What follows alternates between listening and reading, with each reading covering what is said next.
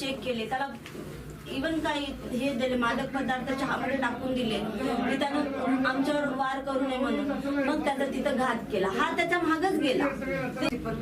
Madam police संरक्षण मागितलं तरी पण नाही दिले. आणि जे मेन 2 पोलीस आहेत ना, त्यांच्यामुळे हा गुन्हा झाला. त्या पोलिसांवर पण कारवाई नाही झाली.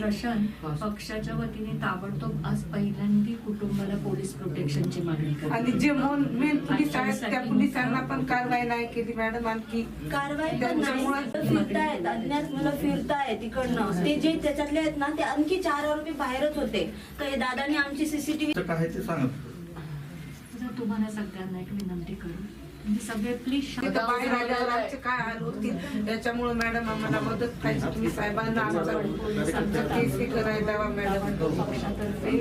आणि त्यांच्याही सगळ्यांच्या सह्या घेऊन अशा धमक्या दिलेल्या आहेत. त्यामुळे पूर्ण सक्षमच्या कुटुंबाला आणि आजच्या पोलीस संरक्षण मिळावं ताबडतोब पहिली मागणी करतो. आणि मी आणि बाळासाहेब आमच्या दोघांच्याही वतीने की आजच्याला पुढे जे काही शिकायचं असेल, जे काही करायचं असेल, तिच्या शिक्षणाची सगळी जबाबदारी आम्ही उचलतोय. मी बोलले ना, ते आम्ही अगोदरच बोललोय तिला की तुम्हाला माहिती आहे तुम्ही आता ती तुमची मुलगी आहे. त्यामुळे आपल्या मुलीच्या पाठीमागे जसं तुम्ही ठामपणाने उभं राहाल तसं आजच्या पाठीमागे उभं राहाल ही आमची खात्री. पण म्हणून मी तुम्हाला ॲश्युरन्स देते की कुठेही तिच्या शिक्षणामध्ये काहीही खोट नका येऊ, आम्ही बरोबर आहोत.